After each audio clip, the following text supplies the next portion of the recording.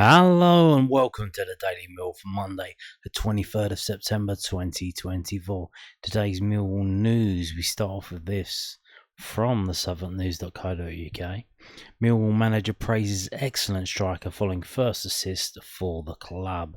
Millwall manager Neil Harris was full of praise for the excellent Macaulay Langstaff on Saturday. The striker provided the assist for Duncan Watmore's opener and caused QPR's defenders several problems throughout the match. Macaulay was excellent today, Harris said. His movement was excellent. I thought, he led the line really well. We're playing with a front four that isn't the biggest or, the most aggressive, but it's got really good movement and it's really good with the ball. Leading into the game, we worked on George and Macca and Duncan. I mean, their movement was going to have to cause problems for QPR. Despite still not getting off the mark for his new club, Langstaff has played well enough to show his new manager that goals are just around the corner. I thought it was his best game, certainly in the Millwall shirt. I've seen enough today to know that the goals will come for him. With Josh Coburn out until November and Tom Bradshaw recovering from a long-term knee injury, Langstaff finds himself in a brilliant position to compete for the number 9 role, along with record signing Ivanovic. The Serbian international replaced Langstaff in the second half of Saturday's game against QPR, but is still trying to get back to full fitness following injuries to his metatarsal and hamstring. So there you go. Now, moving on to this. Again, I think it's more praise, but just from the other side. Slightly different. Same but different. Same but different. From the South London Press, londonnewsonline.co.uk. Millwall transfer window recruit produces best display yet since summer switch from Notts County. Millwall head coach Neil Harris reckoned Macaulay Langstaff produced strongest display for the club in Saturday's 1-1 draw against QPR. The summer signing from Notts County is still waiting for his first goal for the South Londoners, but collected an assist for Duncan Watmore's opener, Harris said. And it's the same stuff the same quote that we said. We worked well, yeah. Macaulay was excellent. I've seen enough, yeah. And then we have this a little bit extra now. So Romain came back, from international duty and, by his own admission, was disappointed, with his performance against Luton. He felt really low on energy. Whereas this week, he looked really sharp again. His use of the ball was really good. He's very, very good without the ball as well. And his discipline, and game understanding is very good. With the ball, he's just a threat. He's listening and he's learning all the time about getting into more threatening goal scoring positions. Indeed. More on that later, or let's go on to it now actually. Romain Esse made the Sky Bet Championship Team of the Week, EFL Team of the Week. So, there you go. How about that? Now moving on to this, obviously more post-match from Neil Harris. This time I believe he's talking about Ivanovic. And again from the southwarknews.co.uk's Harris. Really good to see new Millwall signing. Neil Harris said it was really good to finally see the club's new signing, record signing. Mihailo Ivanovic out on the pitch against QPR. The Millwall boss also stressed the player is here for the long term. He's trained 2 days in not particularly tough sessions, Harris said. It was our time to learn what we want from him. He's here for the long term. We just felt that with 15 minutes to go, he might go on and something might fall for him on his debut. But it was really good to see him out on the pitch. Harris was also delighted with the reaction from the fans when Ivanovic came on to replace Macaulay Langstaff in the second half at Loftus Road. I'm really pleased the fans went with him and went to get behind him as a young man, forging his way in English football. He's aggressive. He puts himself around. I've seen enough already to know that he can man a handful and a goal threat as well. However, the Millwall boss stressed that the fans must wait a little while before seeing the best from their new Serbian forward. I look forward to working with him, and as always, people need to be patient with him because he's only 19 years old. Indeed, only 19, ladies and gentlemen, only 19. Now, moving on to the loan watch. Mixed emotions for Millwall's loanees. This is from millwallfc.co.uk, the club's official website. Shamar Lawson made his Epstead United debut on Saturday in direct competition with Chin Ockley. At the VBS Community Stadium, that's Sutton's home ground. Sutton took on Esse United in the Vanarama National League, with the midfielder playing the final 35 minutes of the fixture, as Harry Watling's side were beaten 3-2 by Steve Morrison's outfit. Ockley, meanwhile, played the full game in South London, picking up a booking in second half stoppage time. Yeah, Chin Ockley's loan to Sutton United seems to have shored up their defence. Because they weren't doing that well, and I think they're unbeaten now since he's got there. So that's good. Elsewhere, Tom Leahy featured for the final 14 minutes of Woking's 1-1 draw at AFC Fylde, with Kamal Grant gaining more experience at Bromley during their 1-0 Sky Bet League 2 loss at Grimsby Town. There was more joy for Kevin Nisbet and Aberdeen as the striker netted the second in their 4-0 Premier Sports Cup quarter-final win over League 2 side the Spartans. Who? And then, yeah. So upcoming fixtures. There are fixtures tomorrow on Tuesday if you're at a loss with something to do. Shamal Lawson will be at Maidenhead United for Ebbsfleet United.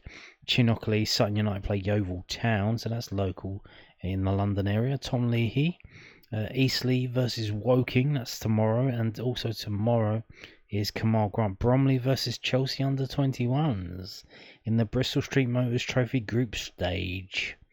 And there's 2 other games as well.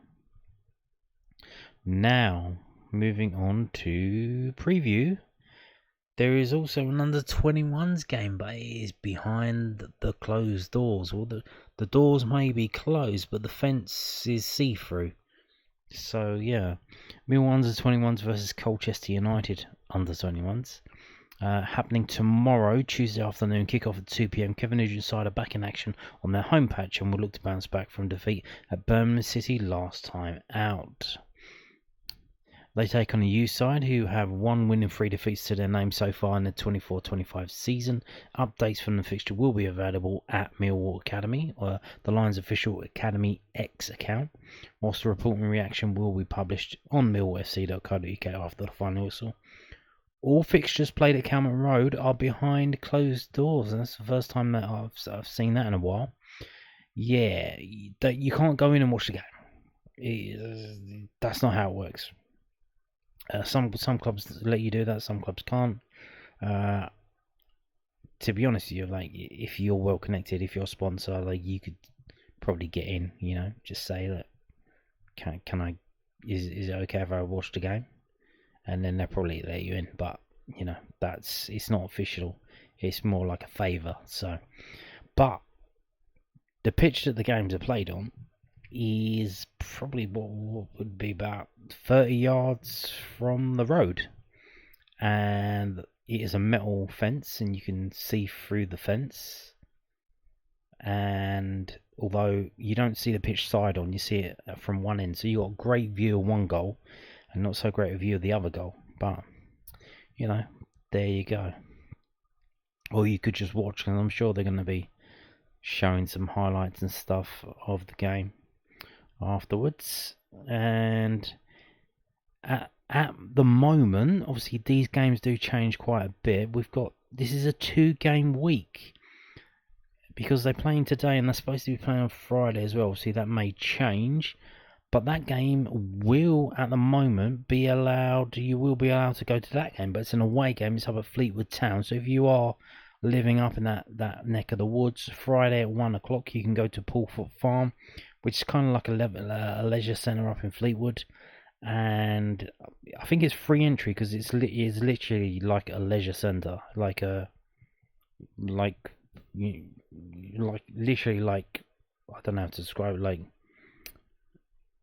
where the community goes to like do swimming and fucking yoga classes and shit like that. It's literally like that. It's kind of, they got money to build it, part of the council, and then Fleetwood kind of do training there as well and shit like that. So yeah, it's literally a leisure centre. So there you go. And at the moment, obviously this has already been postponed once, but it's set to be on at Friday at 1 o'clock. So if you're in the northeast, there's a game for you, and I'll let you know on Thursday if it's happening, so keep an eye on the channel.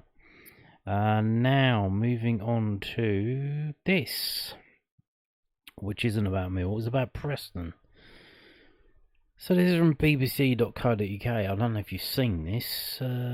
Yeah, I mentioned the other day about Preston. Preston played Blackburn on Sunday. It turned out to be a 0-0 draw. Interesting for us because obviously we play Preston on Saturday. We're playing them in a couple of days' time. They had two players. Oh, they had. No, did they have two players sent off? One player sent off. And this guy here, look, you can see him. He bit the guy on the back of his, like, kind of neck back, the top of his back where it meets his neck. He bit him. He bit him. He put his teeth into him. He bit him. And the referee gave him a yellow. So I don't know if he saw it or what.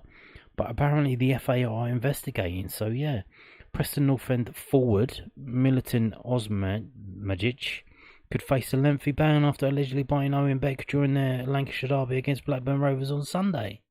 So obviously, how quickly are they going to do this? Is he going to be banned for the Saturday game? I think it does take a bit longer than that, and so we'll see how we go.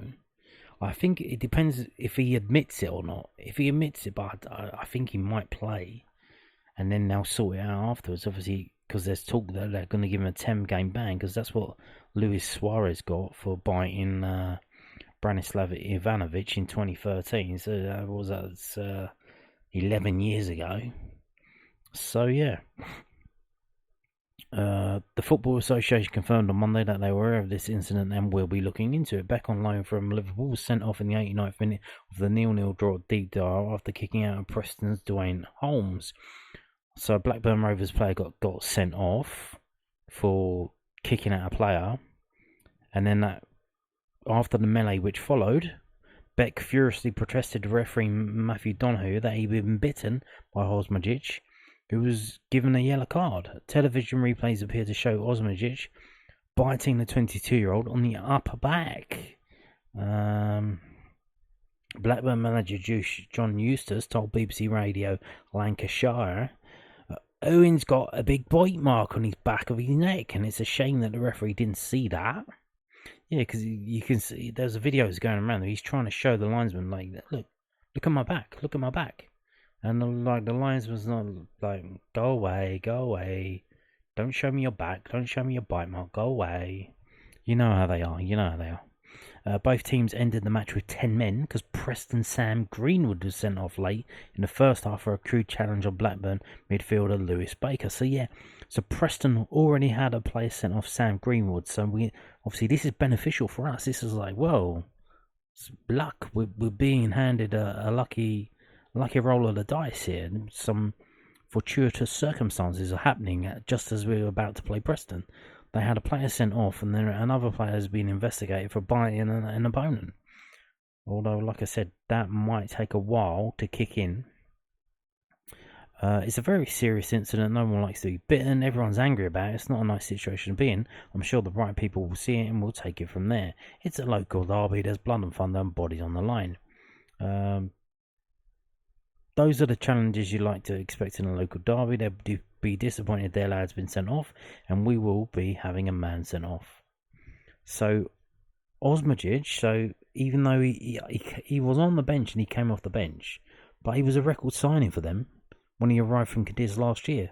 So I don't know if he's still the record signing, but so kind of pointing to the troubles that they're in. Their record signing was on the bench, and they're in the bottom. They're in the relegation places. So, and then they've just got quotes from the managers. So they don't really know how long this is going to take. Hopefully, this happened on Sunday. It's Monday now, so obviously I think they've got to do it by sending letters and shit to people. So I think he might be able to play on Sunday or Saturday, but if they could hurry up and get him banned, that would be lovely. So there you go. And on that note, thank you for watching, and goodbye.